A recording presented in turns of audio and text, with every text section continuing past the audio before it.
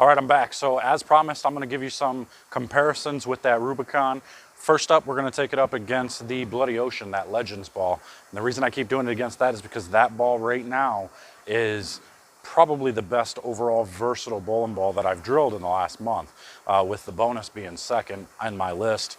So we're going to probably compare the bonus next, but first, let's do the Rubicon versus that Bloody Ocean here in a minute. Stay tuned.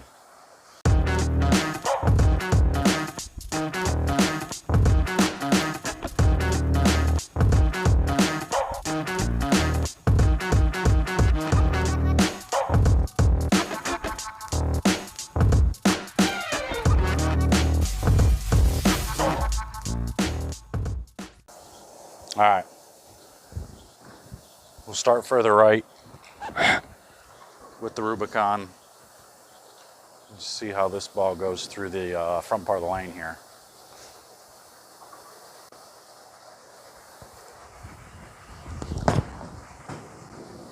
I think that ball is going to beat the Bloody Ocean playing straighter. I think that it rolls off of it better because that's more of a solid cover, whereas the Bloody Ocean's technically a pearl cover.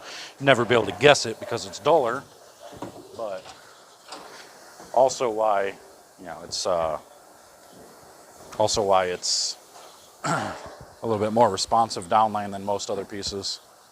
So, all right, let's try and throw a similar shot.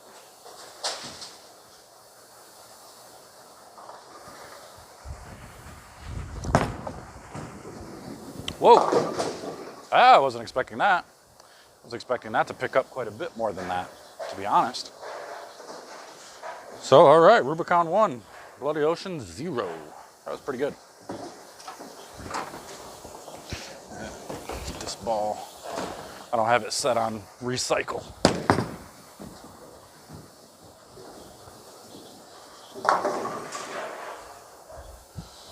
All right, now we'll start with the Bloody Ocean.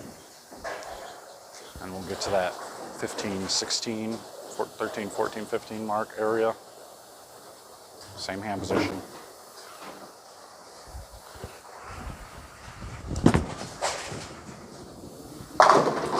That was pretty good.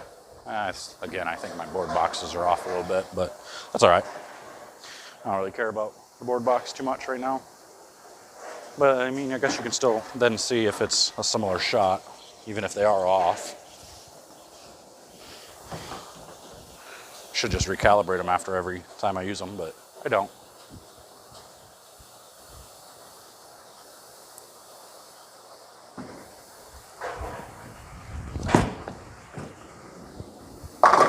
Ooh, that Rubicon actually picked up a little stronger. Maybe because it was a board right? I don't know. It picked up stronger down lane. In that spot, at least.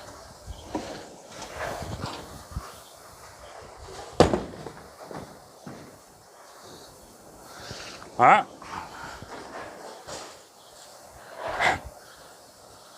Moving on.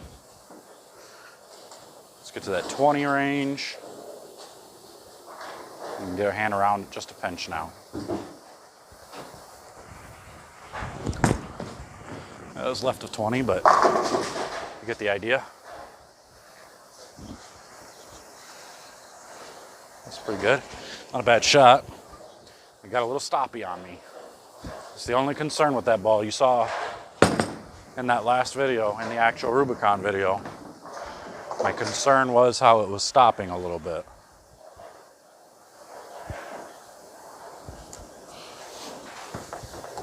Didn't really see that problem with the Bloody Ocean before.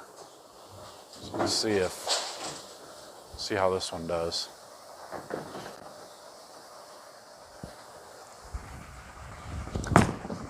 Missed right. Missed right. That one actually got to 20. We're gonna try that again. That one came off my hand a little early.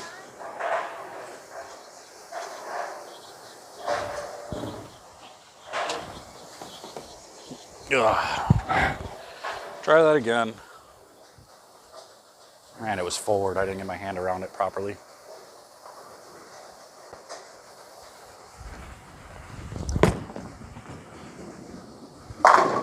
That was better. See, that's the difference there.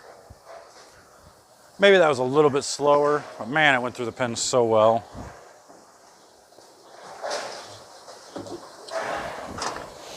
All right, now we're gonna move further left.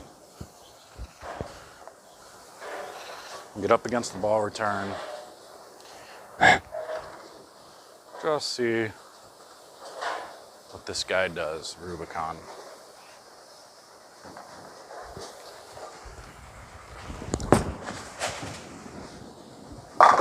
That was good. That one went right through the middle of the deck. That's what we were looking for. It still had that stopping motion, but it stopped at the perfect spot. Stopped immediately in the center of the deck, and it just drove directly through the middle.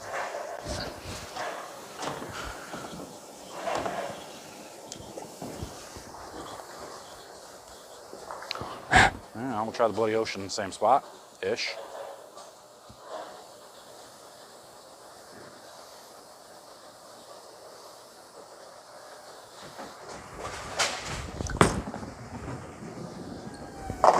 That was bad.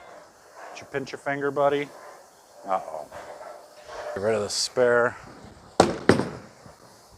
But, so you saw that one was just a little bit late. Came around the head pin a little bit later. So we're gonna try to throw it again.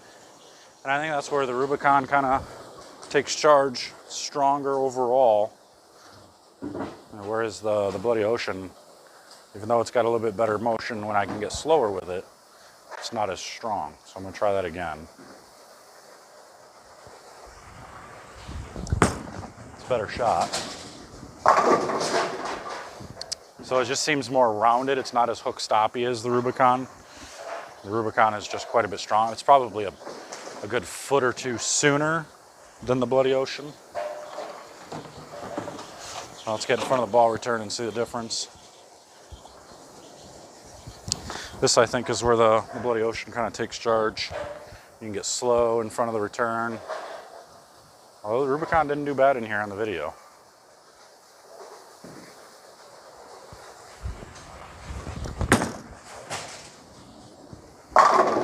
Yeah, I can't complain about that.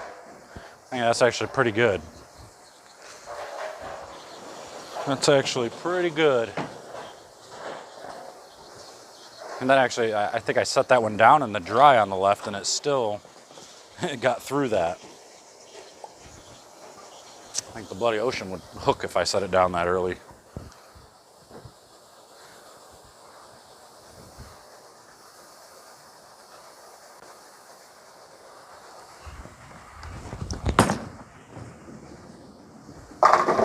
That's what I like about that ball. That ball just never stops. That ball hits the spot and it just continues going left. That's crazy. All right, there you go. So that's the Rubicon versus that Bloody Ocean. You got to see a little bit of a difference there. And actually, you see a lot of similarities there, too. Nothing crazy different. I think the biggest difference, seeing that the Rubicon kind of gave you that little bit stronger motion overall, and it just made it kind of stop a little bit, and it went forward. Whereas the Bloody Ocean, both being asymmetric balls, the Bloody Ocean, I think, was a little bit more rounded and continued through the pins just a pinch better, especially when I got further left. I think I'm going to like the Rubicon better playing straighter, and then I'm going to like the Bloody Ocean better playing a little bit further left. But I mean, I'm still going to like the Rubicon left, especially on the tougher patterns, because if I can get it to hook stop like that, I think it's going to be perfect, because then I can get a little bit of room for error there.